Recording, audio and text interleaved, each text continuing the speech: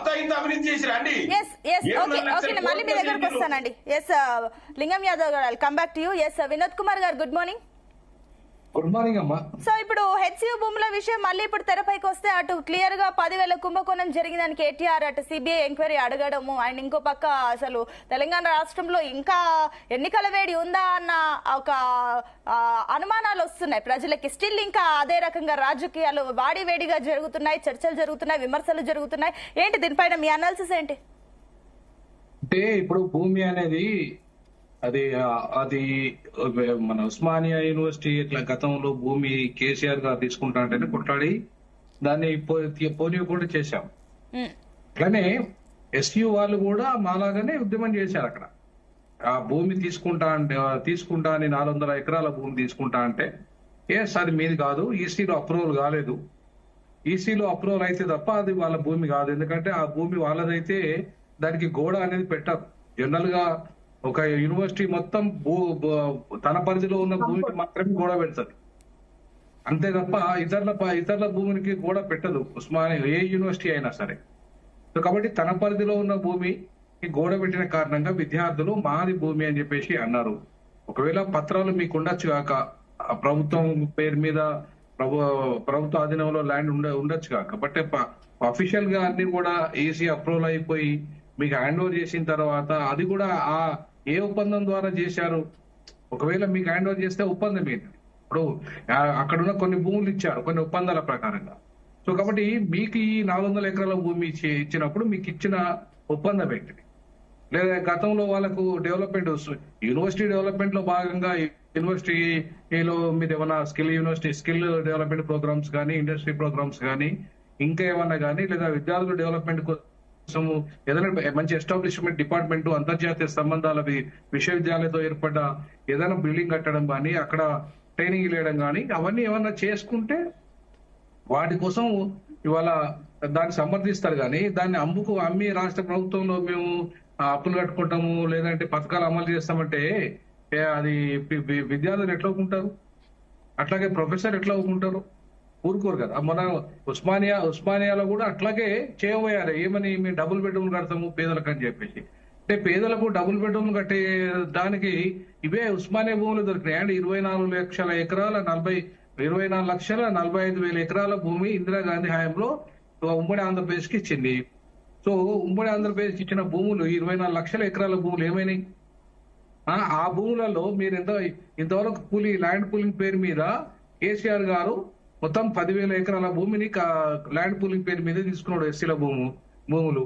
మరి ఆ ఎస్సీల భూములు ఏం చేశాడు? ల్యాండ్ పూలింగ్ పేరు మీద తీసుకొని అది ఎవరికి అప్పచెప్పాడు? ఆ ఎస్సీలకు ఏమి ఇచ్చాడు? కాంపన్సేషన్ ఎంత ఇచ్చాడు?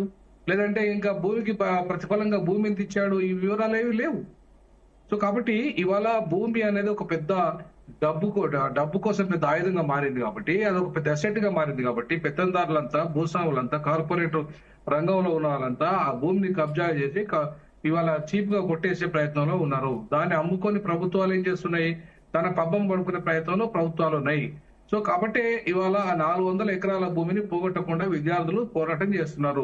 అంటే ఒకటండి వినోద్ కుమార్ గారు, ఒక క్లారిటీ ఎక్కడైనా మిస్ అవుతుందా? ఎందుకంటే అటు ఆల్రెడీ ఏదైతే సుప్రీంలో దీనికోసం ఫైటింగ్ జరిగిందో అటు ఐజీఎం కి కాదు, అది మళ్ళీ హెచ్సియు యూనివర్సిటీకి సంబంధించింది అంటూ కూడా వాళ్ళు ఇవ్వడం జరిగింది. అంటే విద్యార్థులు అకాడమిక్ పర్పస్ వాడాలంటూ కూడా ఆ కేసు కూడా 18 సంవత్సరాల తర్వాతైనా మళ్ళీ అటు వాళ్ళకి చెందేలాగా చేసింది.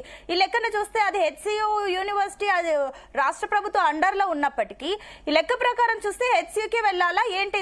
దీనికి ఏమంటారు? అంటే వచ్చిన తీర్పు ప్రకారం చూస్తే సుప్రీంకోర్టు అయితే ఆ 100 ఎకరాలు ఎక్కడైతే ఖాళీ చేశారో మొత్తం పర్యావరణ విధ్వంసం చేశారో దాన్ని యథాతథంగా చేయండి అని చెప్పింది.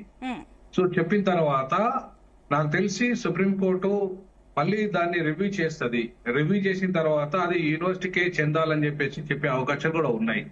ఎందుకంటే పర్యావరణాన్ని పరిరక్షించేటి ఇవాళ విశ్వవిద్యాలయాలు చాలా వరకు హైదరాబాద్ చుట్టుపక్కల ఉన్న అన్ని విశ్వవిద్యాలయాల్లో ఇవాళ పర్యావరణానికి సంబంధించిన అనేక చెట్లు ఇవాళ పెంచడం వల్ల ఇవాళ పర్యావరణాన్ని పరిరక్షిస్తూ ఇక్కడ ఎడారిగా మారకుండా, హైదరాబాద్ ఎడారిగా మారకుండా, హైదరాబాద్ ఇవాళ ఒక మొత్తం కాంక్రీట్ జంగల్ గా మారకుండా, హైదరాబాద్ లో రేపు అవన్నీ కాంక్రీట్ జంగల్ గా మారితే విపరీతంగా భూకంపాలు వచ్చే అవకాశాలు కానీ, మిగతా ఇంకా విపరీతమైన వేడి, విపరీతమైన చలి ఢిల్లీ లాగా వచ్చే అవకాశాలు ఉంటాయి. కాబట్టి సో సో పర్యావరణవేత్తలంతా కూడా ఈ విధ్వంసాన్ని ఆపండి అని చెప్పేసి ఇవాళ కోర్టును కూడా విన్నవించుకోవడం జరిగింది. సో కాబట్టి ఇవాళ కోర్టు అది పరిశీలించిన తర్వాత 100% పర్యావరణాన్ని పరిరక్షించాలి అనే దానికి వచ్చేసి ఇవాళ యథాతథంగా మీరు ఉంచుతారా లేదంటే మిమ్మల్ని జైలు పంపాలని చెప్పేసి కూడా ఇవాళ చాలా వార్నింగ్ కూడా ఇవ్వడం జరిగింది కోర్టు.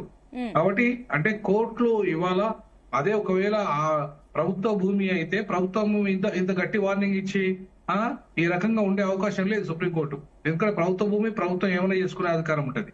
సో అది ఇంకా ప్రభుత్వ భూమి పూర్తి స్థాయిలో తెలియలేదు కాబట్టి అది ప్రభుత్వ భూమి అయిందని రిజిస్ట్రార్ కూడా చెప్పలేదు. ప్రభుత్వానికి మేము పూర్తి స్థాయిలో చెప్పిన రిజిస్ట్రార్ కూడా అనలేదు. రిజిస్ట్రార్ ఏమన్నాడు ఇటీవల కాలంలో, మేము ఇంకా ఈసీలో అప్రూవల్ తీసుకోలేదు, ఆ అప్రూవల్ తీసుకున్నాక వాళ్ళకి హ్యాండ్ ఓవర్ చేసిన తర్వాత అది వాళ్ళ భూమి అయితే తప్ప అప్పటిదాకా వాళ్ళ భూమి కాదన్నాడు ఆయన.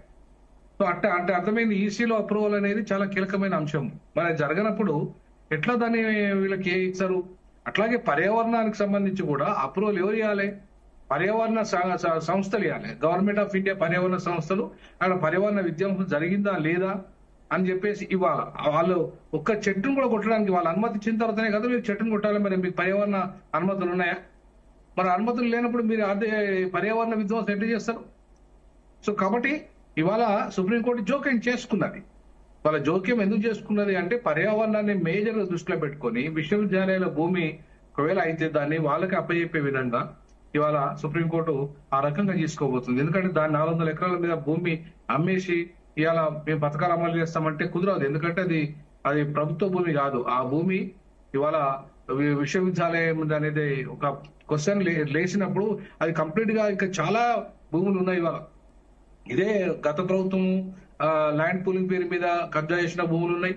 ఇప్పుడు ఈ ప్రస్తుత ప్రభుత్వం కూడా ఇవాళ చాలా అదే పందాన్ని కొనసాగిస్తున్నాయి. ల్యాండ్ పూలింగ్ విధానాన్ని రద్దు చేయలేదు. అసైన్డ్ భూములను వాళ్ళ యజమాని హక్కులు కలిపేయలేదు. ఇప్పుడు ఆంధ్రప్రదేశ్ లో అసైన్డ్ భూములు యజమాని హక్కులు కల్పించి పేదలకు న్యాయం చేసింది అక్కడ ఆ ప్రభుత్వం, జగన్మోహన్ రెడ్డి ప్రభుత్వం. అప్పుడు మరి ఇక్కడ కూడా పేదల కోసమే ప్రజాపాలన అన్నప్పుడు మరి ఆ భూములన్నీ కూడా పేదల భూములు అక్కడ ఉన్నాయి. చాలా వరకు అసైన్డ్ భూములు ఉన్నాయి. సో ఆ భూములన్నింటినీ ఇవాళ పరిరక్షించి పేదలకు ఇవ్వాలి. ఎక్కడైతే ప్రభుత్వ భూమి ఉందో అక్కడ మీరు ఏమైనా పెట్టుకోండి.